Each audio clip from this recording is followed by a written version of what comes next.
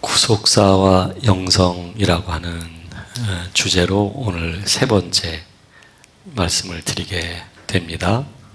특히 아브라함의 생애를 통해서 구속사와 영성을 지금 다시 한번 살펴보고 있는 겁니다. 아브라함이 될 수 있는 것은 아브라함의 뛰어난 믿음, 그가 가지고 있었던 의가 아니었어요. 철저하게 하나님의 은혜이죠.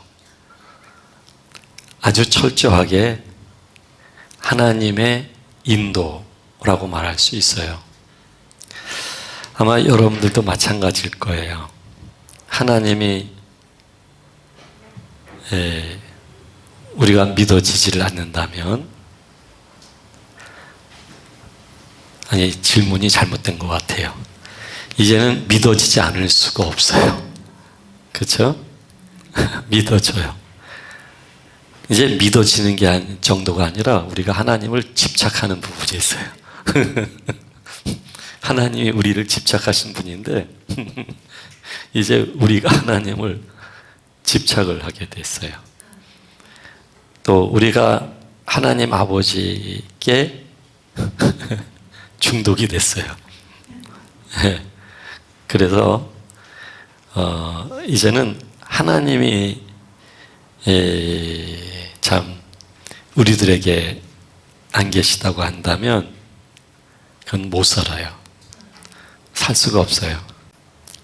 근데 우리가 하나님이 만약에 없다, 또는 그 하나님이 원하시는 대로 내가 살지를 못한다, 이거는 참 견딜 수 없는 일이 되어져요. 네. 엄마는 그래도 이제 매우 보고 싶고 한 번만이라도 꿈에서 뵀으면 하는 마음이 있다 할지라도 그래도 우리가 일상에 제한받지 않아요. 근데 하나님의 인도라는 것을 내가 모르고 산다면 이거는 참 갑갑한 일이에요. 그래서 이젠 우리는요,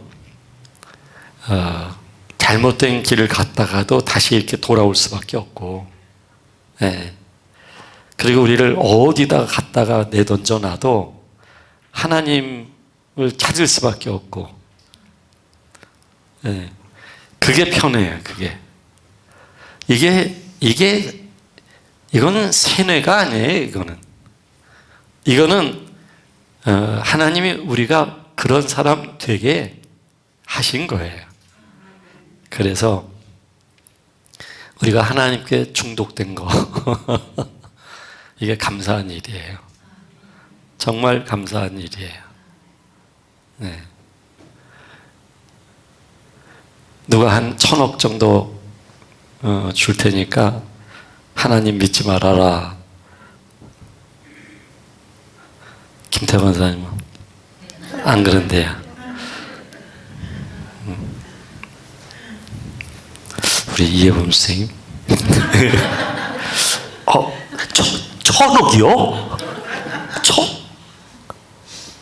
근데 갔다가 올게 그냥요.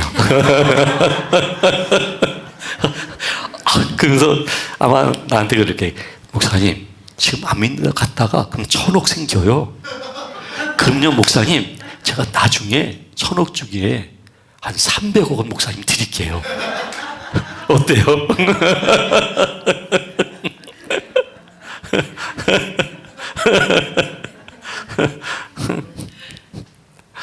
참 아마 웬만해서 이렇게 흔들리지 않을 거예요. 돈 때문에도 흔들리지 않을 거예요. 이건 명확해요. 근데 우리가 어느 연약함을 가지고 있느냐면 분명히 그건 그건데 근데 우리 안에 또 욕심은 있어요. 욕심은 있어서 돈은 되는 일. 하나님 아버지는 놓지 못하겠고 돈은 되는 일은 또 그쪽을 쫓아가요. 그다음 아이고 하나님 잘못했어요 하고 다시 돌아오고. 그러니까 아주 굵게는 하나님을 부정하지는 못해요. 나는 하나님 없이 돈으로 살겠다 이렇게는 못해요 우리가. 그런데 내가 하나님은 믿으면서 돈을 쫓아가요. 그건 또 살감살감해요. 그렇죠? 아주 살감살감해. 요즘 오늘 뉴욕 증시가 그냥 폭락을 했어요. 예? 일본 증시까지도 그냥 흔들리고. 이제 이럴 때 되면 이제 주식에 투자한 사람들은 이제 울상이 돼버리는 거예요. 내가 하나님 뜻대로 참 돈에 욕심을 내지 말고 거기에 투자하지 말았어야 되는데 괜히 투자해가지고 반토막이 났네 어쩌니.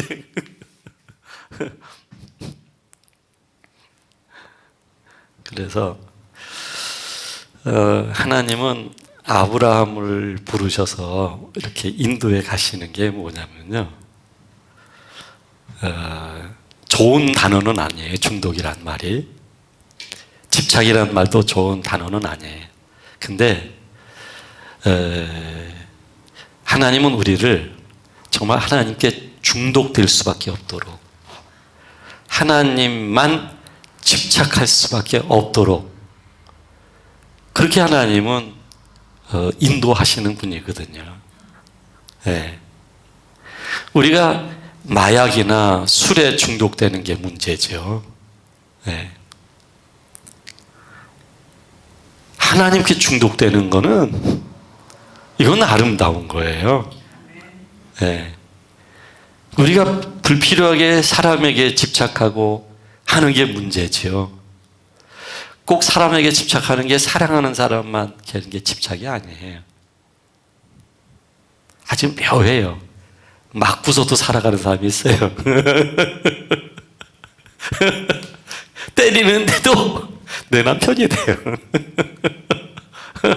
그렇게 살아가는 사람이 저는 봤어요. 네. 그렇게도 집착하거든요. 하나님은 우리에게 정말 아주 나쁜 독재자처럼 우리를 그냥 하나님 마음대로 어떤 소유화를 시키려고 하는 게 아니에요.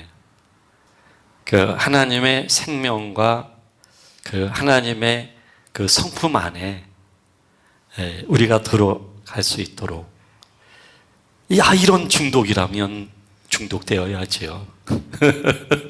이런 집착이라면. 왜냐하면 우리가 알잖아요. 그 안에 들어가 있게 되면 우리가 세상 편안해요. 정말 세상 그런 안정감이 없어요. 네. 이게 돈이 많고 적고 이게 의미가 없어요. 정말 평안한 곳은 내가 주님 안에서 그 주님의 인도를 받으며 산다는 거. 네. 이게 믿어지는 거. 하나님 아버지의 사랑과 은혜가 정말 내게 넘치는 거를, 그걸 마음으로부터 인정이 되다 보니까 그게 감동으로 흐르게 되어질 때, 이거는 못 떠나요, 여러분. 우리가 떠나고 싶어도 못 떠나요. 지금 당장 내가 죽어야 된다고 했을 때도 나는 우리 하나님을 선택해요. 떠날 수가 없어요. 네. 지금 하나님은 아브라함을 그렇게, 다르게 말한다면 하나님 아버지를 의존할 수밖에 없도록 만드시는 거예요. 하나님은 우리들을 하나님만 의존할 수밖에 없도록 그렇게 우리를 하나님은 길들이시고 우리의 존재 자체를 그렇게 만드시는 거예요. 네. 이게 은혜인 거예요. 은혜. 그것이 은혜예요. 하나님이 하시는 일 싫어할 일 하나도 없어요. 그리고 하나님이 하시는 일이라는 것은 그건 나를 둘러싼 모든 상황들이에요. 네. 그러니까 이거는 사실 나로부터 비롯된 상황들일 수 있지만 그럼에도 불구하고 하나님은 나의 죄의 결과로 주어진 상황이다 할지라도 하나님은 그것까지 선용하시니까요. 네.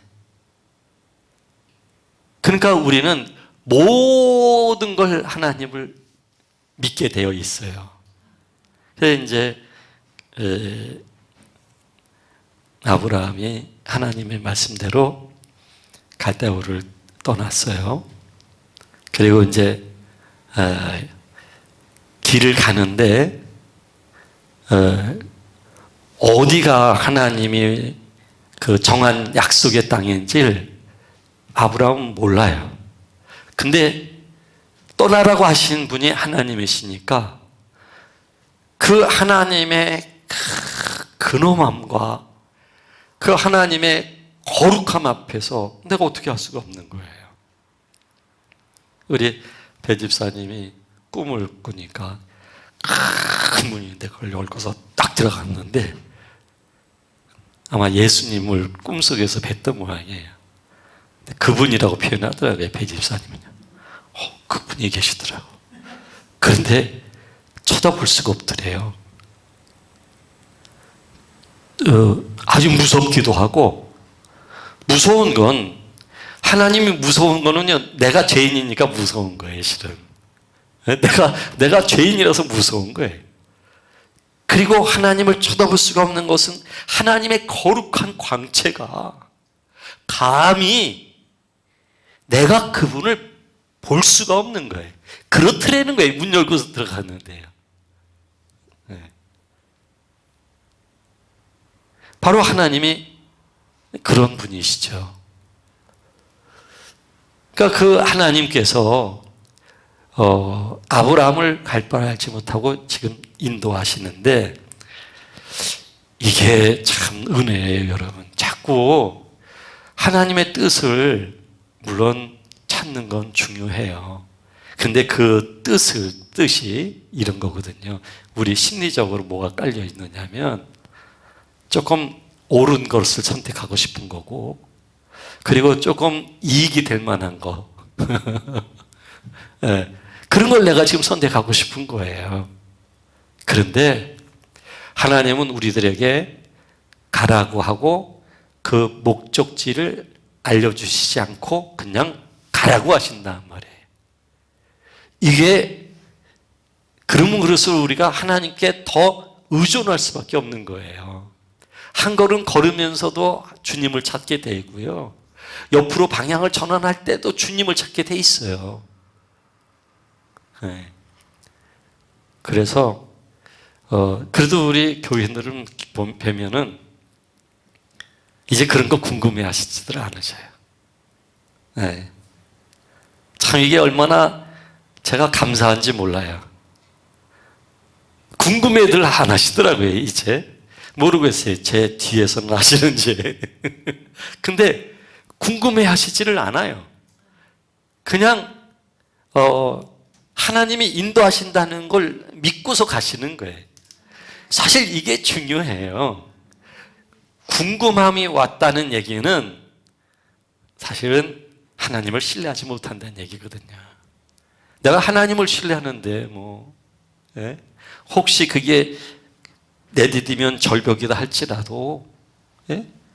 예. 떨어지면 구하셔야 되는 분은 하나님이신데요.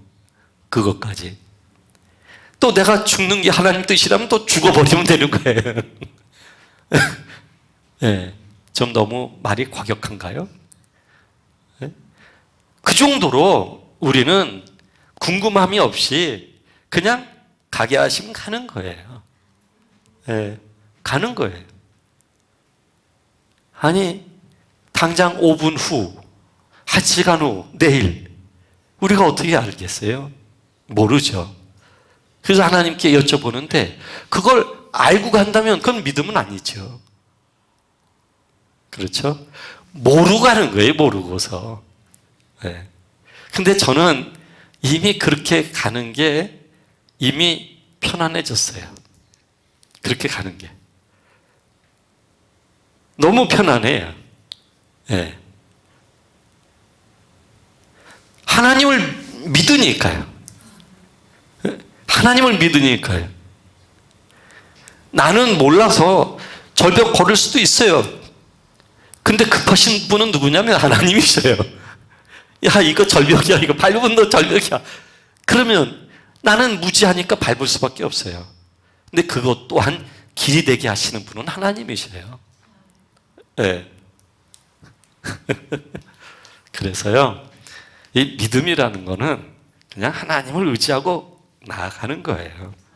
그러니까 저는 그 하나님의 일을 이루고 갈 때 제가 이렇게 모략을 하거나 계획을 하거나 또는 내가 할 수 있는 역량이 되는 부분이 있잖아요. 이런 부분들을 만들어 가면서 그러면서 이 사역을 이루어 가려고 하는 거 저는 이거 버린 지 꽤 오래됐어요. 잡을 수 있는 것도 안 잡았어요. 왜냐하면 저는 하나님을 신뢰하기 때문에 그래요. 살리는 분은 하나님이셔요. 역사를 이루시는 분은 하나님이셔요. 내가 할 수 있는 거 세상 사람처럼 다 해놓고서 주께서 이루셨다고. 이거 틀린 얘기예요. 이건 내가 한 거예요. 내가 한 것이고 여기에는 생명이 없어요. 여기에는 하나님이 계시기가 어려워요. 자, 그래서요, 우리가 할 수 있는 거, 우리는 할 수 없을 때 하나님을 의지하거든요. 좀 할 수 있을 때 의지하면 안 될까요? 할 수 있을 때. 이게 참 어려운 일이에요. 할 수 있는 걸 내가 안 한다? 이거 어려운 얘기예요. 할 수 없을 때는 누구든지 의지할 수 있어요. 근데 그때 의지하는 사람은 뭘 의지하냐면 내가 지금 힘든 어떤 원인 자체, 그 절박함으로 하나님을 의지하는 거예요. 하나님은 뭐 필요해서 하나님을 그 필요한 것에 대한 절박함, 그것이 없으면 지금 나는 죽겠다는 그 절박함 때문에 하나님을 의지하는 것을 그렇게 환영하는 분은 아니셔요. 그걸 마다하시진 않지만 그 또한 그래 너를 내가 이해한다, 그런 사랑의 하나님이시지만 정말 하나님이 원하시는 것은 내가 할 수 있을 때도 내가 그걸 안 하는 것은, 내가 원하는 것은 그것이 아니라, 그 보이는 그것이 아니라 하나님 아버지의 뜻이거든요. 하나님 아버지 자신이거든요. 그러면 여러분, 어떤 믿음이 더 성숙한 믿음이겠어요? 후자 믿음이죠. 우리 자녀들이 말이죠, 나를 사랑하는 게 아니고 자꾸 나한테 있는 걸 빼먹기 위해서 앞에서 알랑방구라 그래요? 만 한다고 한다면 그것도 물론 이쁘겠죠. 그렇지만 좀 아쉬움이 있을 거예요. 아이고, 내가 요거 지고 있었더니 요거 때문에 그냥 나한테 효도하는 게 눈에 보여. 내가 이게 없으면 쟤네들이 가요 나를 보나마나 요양원에 집어넣을 거야. 이게 슬픈 일이죠. 그렇게 되면 내가 이것이 없어도 어머니를 모시는 마음. 우리 김현민 집사님이 오늘 안 오셨는데, 김현민 집사님이 사실은 제가 알기로는 막내로 알고 있어요. 막내. 오빠도 계시고 언니들도 계시고. 근데 막내가 어머니를 모셔요. 네. 요양원도 못 보내시고요. 그 김현민 집사님 아들들이 어떻게 할머니를 요양원에 모시느냐고 또 그렇게. 막내인데도 어머니를 돌봐요. 그건 정말 엄마를 사랑하는 거예요.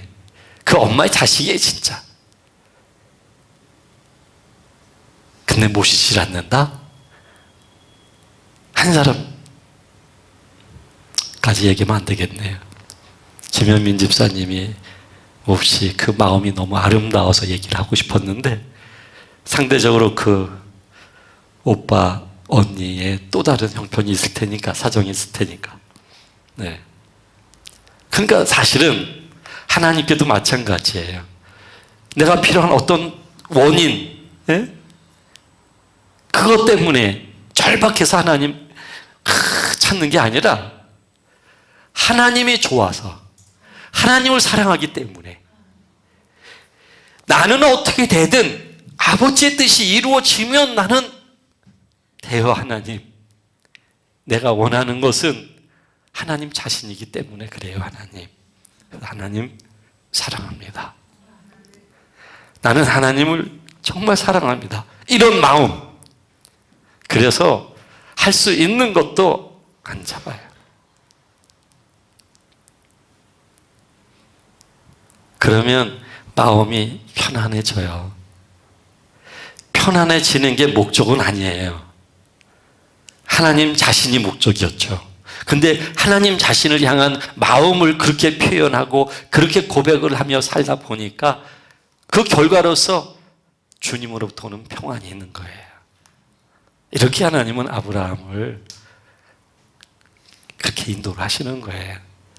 나오라고 하셨으면 분명히 그 목적지를 알려주셔야지요. 나오라고 하신 분이 그 목적지까지 이렇게 잘 갈 수 있도록 이끌어 주셔야만 되잖아요. 이게 당연한 거잖아요. 근데 목적지는 안 알려주시고 가라는 거예요. 이게 하나님의 구속사라는 것은 이렇게 점진적으로 완성점을 향해서 가는 거예요, 여러분. 그러니까 우리가 믿음 생활에 있어서 오해하지 말아야 돼요. 하나님이 우리에게 알지 못하게 하고 걸어가기를 하나님이 원하실 때가 있다는 사실이에요. 근데 더더군다나 그 땅에 갔어요. 이젠 땅에 갔는데 아브라함이 알았던 모양이에요. 그 땅이 하나님이 약속하신 땅이라는 거를. 그러니까 그 땅에서 하나님께 제사를 드려요. 그리고 하나님께 기도하는 내용이 뭐냐면 하나님이 약속하신 땅에 이제 들어왔습니다, 이거예요. 난 여기서 하나님을 경외할 것이고 난 여기서 하나님이 원하시는 대로 새로운 삶의 터전을 이루어 갈 것입니다. 하나님 말씀하신 대로 축복하실 것이고 그리고 번성하게 하실 것이고 그 하나님의 약속은 이루어질 것입니다. 아, 하나님 너무나 좋습니다. 사방을 둘러보니까 이렇게 좋은 곳이 있나요, 하나님? 기쁩니다. 여기까지 정말 힘겹게 목적지도 알지 못하고 여기까지 왔습니다, 하나님. 그런데 그 땅이 어떤 땅이냐면 가뭄의 땅이에요. 물이 없어요. 이때 아브라함이 흔들리기 시작하는 거예요. 아내를 먹여 살려야죠. 그 다음에 종들을 먹여 살려야 되죠. 가축들을 먹여 살려야 되죠. 아브라함은 가장이에요, 가장. 보호하고 지켜야 될 의무가 또 있어요. 이 고민에 빠진 거예요. 와서 이게 하나님이 약속하신 땅이라고 했는데 또 하나님이 약속하신 말씀이 있는데 번성하게 하겠다, 축복하겠다라고 말씀하셨는데 근데 아브라함은 그 땅에서 잘못된 선택을 해요. 그게 애굽으로 내려가는 거예요. 이게 하나님을 믿지 못한 것이죠. 애굽 땅에는 풍성하다는 것을 보게 하신 게 하나님의 은혜가 아니에요. 이게 보게 하셨다. 이게 하나님의 은혜야. 맞아. 하나님이 이제 여기 왔지만 이 땅은 내 땅이지만 하나님이 임시적으로 가서 좀 머물다가 오게 하시는 하나님이실 거야. 이게 주관적인 해석이에요. 네. 자기를 합리화시켜버리는 거예요. 근데 이 가문 땅, 여기서는 가축들이 죽는 땅이에요. 죽어요. 사람도 죽을 수 있는 땅이에요. 그렇다고 한다면 한 번쯤 모험을 해볼 만한데요. 죽어도 하나님 앞에서 죽겠다는 마음으로. 근데 모든 사람들이 여기서는 못 먹여요. 배길 수가 없어요. 그래서 하나님의 구속사의 인도도요, 짧은 단기간에는 어려워요. 지금 아브라함의 전 생애를 놓고 본다면 이거는 시작에 불과한 거예요. 네. 그러니까 아브라함이 그거를 뛰어넘기가 어려웠던 거죠. 시장 조사를 했죠. 어디에 좋은 땅이 있다는 것을 알게 되었죠. 이렇게 먹고 살기 위해서는 내려가야 되는 결론을 내려야만 했던 것이죠. 그런데 거기에 대하여 이제 문제가 있는 거예요. 아내가 예쁘니까 아내를 뺏길 수 있겠다. 잘못된 선택이 거짓말을 낳는 거죠. 이게 말이 맞지 않는 거예요. 내가 가축을 보호하기 위해서 내가 애굽에 가는 거다. 그런데 사실은 자기 아내조차 보호를 못 하잖아요. 갔을 때 누이라고 해라. 그 말은 거짓말은 아니에요. 시족 사회, 시족끼리 그때는 결혼을 했으니까요. 그러니까 실제 누이였어요, 누이. 사촌 정도 되는 누이였어요. 그 말은 거짓말은 아닌데 자기는 그렇게 말했겠죠. 난 말은 거짓말하지 않았어. 난 거짓말할 줄을 몰라. 근데 명백한 거짓말이잖아요. 그 애굽의 바로 왕이 그래서 죽을 뻔했잖아요. 나로 인해서. 그래서 합법적인 거짓말이란 없어요. 네. 자기는 상황 윤리에 의해서 거짓말 안 했다고 하는데, 근데 따지고 보면 거짓말이죠. 이때 사람 마음이 어땠을까요? 하하, 이 사람 봐라. 얼마든지 날 버릴 사람이네. 네. 지금 먹는 걸 먼저 우선적으로 선택한 거예요. 믿음은 그 이후에 우선적인 것이 먹는 문제예요. 그러니 자기 아내까지도 말이죠. 내가 살고 봐야 된다. 이 논리예요. 그래서 아내를 뺏길 수 있잖아요. 뺏기는 건 나중 문제예요. 내가 죽을까 봐. 이분이 위대한 믿음의 조상 아브라함이십니다. 그런데 저는 이 글을 읽을 때 너무 감사해요. 그리고 아브라함께도 너무 감사해요. 그분의 그 인간적인 모습, 그분의 그 연약함, 그 권모, 그 술수.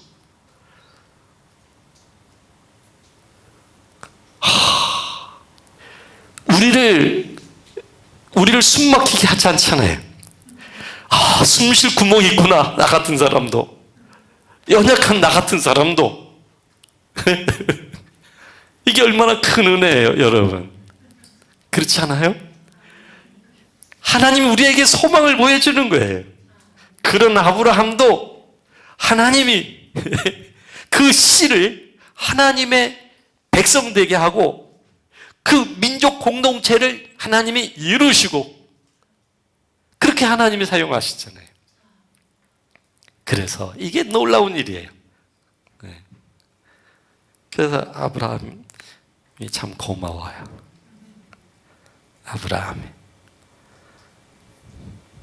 참 그렇죠? 양코로 숨 쉴만 하죠, 이제. 반면에 하나님의 마음이 그렇게 넓은 거예요. 하나님의 사랑의 그 관대함이 넓은 거예요. 네?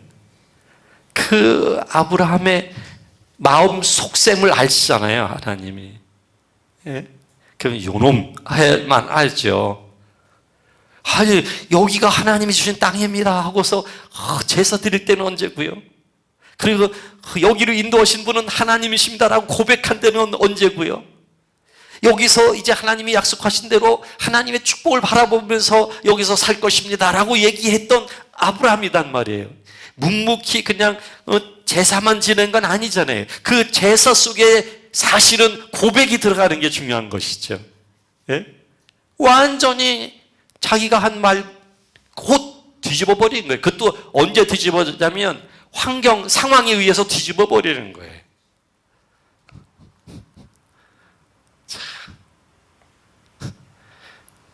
남들 보는 게 아니라 지금 우리를 보고 있어요, 지금.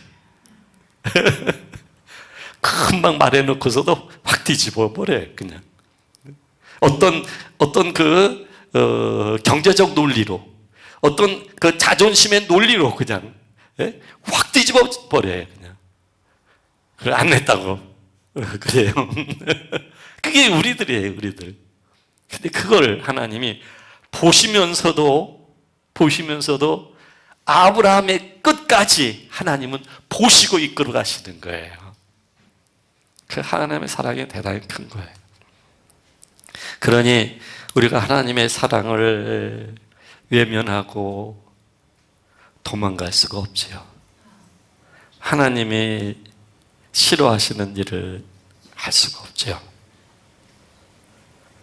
하나님의 기쁨이 되고자 하는 마음이 우리 마음속에 우러나올 수밖에 없죠. 하나님을 사랑한다면 당연하지 않겠어요? 하나님을 사랑하기 때문에 내가 온유한 마음을 가질 수밖에 없죠. 형제를 미워할 수가 없어요. 네. 모든 사람에게 선대할 수밖에 없어요. 그래서 가족들한테 먼저 선대하세요, 여러분. 아직 미워 죽겠다 할지라도 선대하세요. 사랑하세요. 내가 하나님 사랑을 알고 내가 하나님을 사랑하고 이게 진실이라고 한다면 내가 가족들에게 먼저 선대해야죠. 가족들한테 선대하지 않으면서 다른 데 가서 선대하는 거, 이건 거짓이에요, 이건. 네.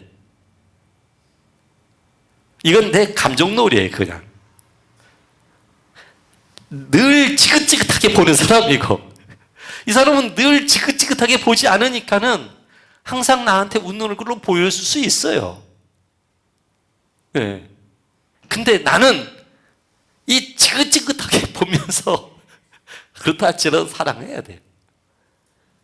그래야 모든 사람을 사랑하는 이게 진실이 되는 거예요. 그러니까 주님 대하듯이 대하셔요. 우리 자녀들에게도요, 우리 주님 대하듯. 그렇다고 또 들어가시잖아요. 아이고, 우리 주님. 이런 얘기가 아니에요. 어느 집사님의 딸이 있고 아들이 있어요. 딸이 누나가 그랬어요. 근데 초등학교 아마 2학년, 1학년 그랬던 모양이에요. 근데 둘이서 그냥 항상 투닥투닥하고 싸워요. 근데 엄마가 이 아들만 또 이뻐해요, 또. 그 딸을 그냥 이러는 거예요. 네. 그러니까 얘가 이 동생을 좀 싫은 거예요. 근데 동생이 또 놀려요, 누나를. 아주 그냥 교회에서도 보면 누나가 화가 나게 만들어요, 그냥. 그래서 한번 뭐라면 그게 엄마 눈에 딱 뜸과 동시에 이 누나가 혼나는 거예요. 그러니 이게 얼마나 힘들겠어요. 그런데 성경학교 와서 이 누나가 은혜를 받아요. 집에 돌아가서 또 문 열고서 엄마한테 항상 오니까 엄마한테 반발이 있을 수 있잖아요. 교회 다녀왔습니다. 그래서 들어가고 동생한테까지도 엄마가 밥 먹으래요. 조금 은혜를 받으니까는 동생한테. 그러니까 그 동생이 왜 그래 또?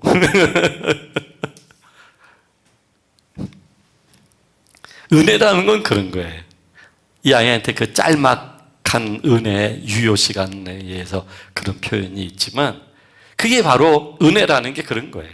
근데 우리 안에 하나님의 영원히 존재하시는 분이거든요. 영원히 우리 안에서 계실 분이에요. 영원히 우리 안에 계실 분으로서 하나님께서 우리에게 은혜를 주신 분이 우리는 우리의 삶 자체가 그 일정한 유의 시간에만 그렇게 사는 게 아니라 우리의 삶이 그렇게 살아가는 것이죠. 그래서 잘 해주세요, 모든 분. 아주 미운 짓 하는 분이 계시잖아요. 미운 짓. 괜히 양볼 잡고 그러지 말고요. 아이고, 이뻐요, 이렇게. 그래서, 우리가 하나님을 사랑한다고 한다면 정말 모든 사람을 그렇게 사랑하게 되어 있는 거 아니겠어요? 네? 하나님 사랑하는 마음 따로 사람들에 대한 그 반응이, 감정적인 반응이 따로 이러지는 않거든요. 정말 하나님을 내가 사랑한다면, 네. 정말 하나님을 내가 안다면, 그러면 내가 모든 사람에 대해서도 선대하게 돼 있어요. 네.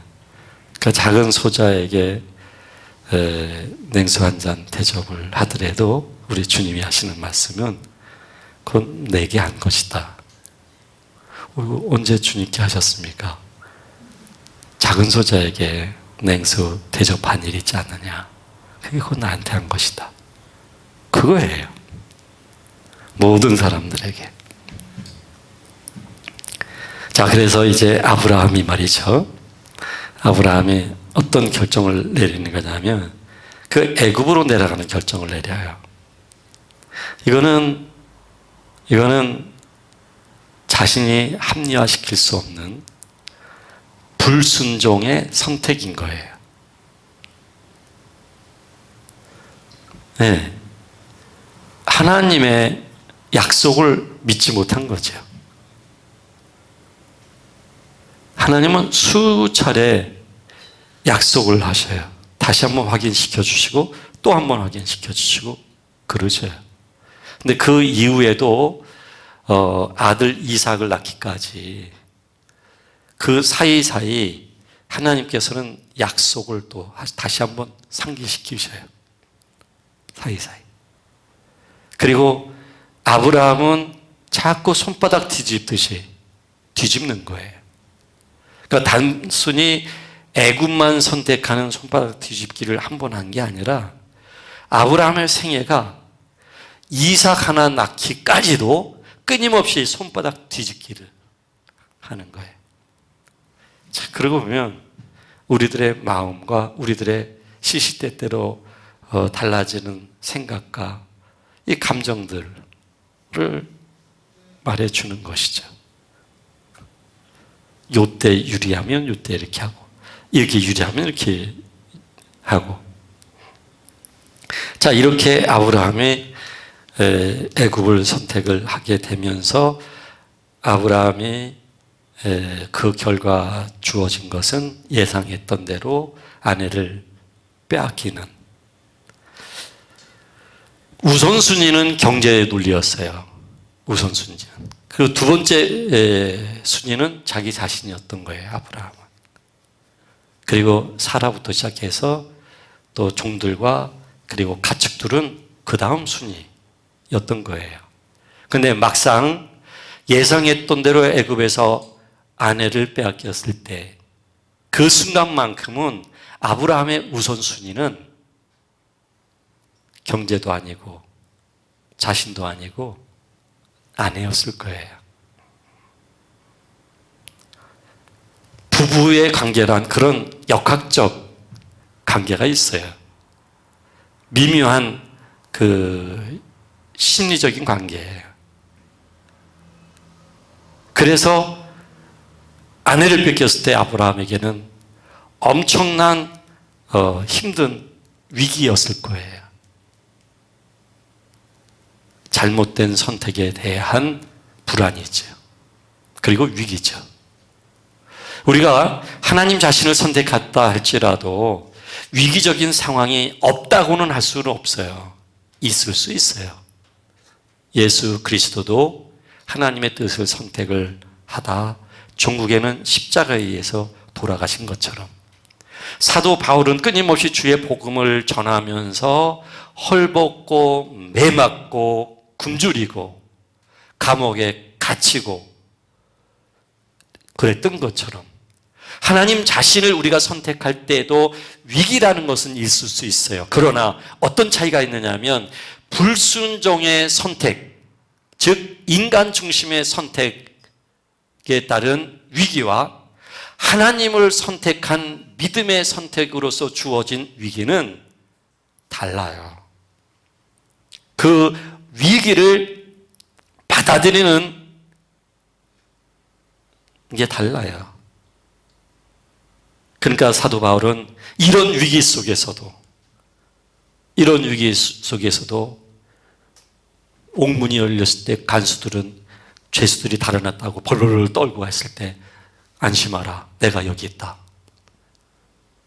바울은 옥문을 벗어나서 자유의 몸이 되는 그 자체를 자유라고 생각지 않았던 거예요. 그런 옥문이 물리적 어떤 환경에 의해서 열려졌는데도 불구하고 나가질 않아요. 나 여기 있다. 염려하지 마세요. 즉 여기에 있으나 밖에 있으나 그리스도 안에서의 해방과 그 자유를 바울은 느끼기 때문에 그래요. 헐벗을 때도 매맞을 때도 그래서 사도 바울은 말을 해요. 내가 자랑할 것이 있다. 나의 연약함이다. 그 연약함 속에 나를 온전케 하시는 하나님의 능력을 내가 보았기 때문이다. 그래서 내가 자랑한다면 우리 주 예수 그리스도 그리고 나의 연약함. 그래서 내가 하나님을 얻기 위해서는 내가 가지고 있는 모든 것들을 다 버리겠다. 그러니까는 하나님 중심으로 선택한 결과로서의 위기가 온다 할지라도 그 위기가 나를 무너뜨리지는 않아요. 두렵게 만들지 않아요. 그러나 불순종의 선택의 위기는 두렵게 만드는 거예요. 불순종의 선택을 한 선택자가 자기이기 때문에 그래요. 하나님 중심의 믿음의 선택을 한 선택자는 표면적으로 나이지만 내 안에 거하시는 하나님에 의하여 내가 하나님을 믿는 믿음에 의한 선택이거든요. 엄격히 말한다면 표면적인 선택은 내가 했지만 내면적인 선택할 수밖에 없이 움직이신 분은 하나님 자신인 거예요. 그러니까 그 결과가 달라지는 것이죠. 그래서 얼마든지 우리가 어떤 선택을 하든 위기는 있을 수 있어요. 곤고함, 건조함 있을 수 있어요.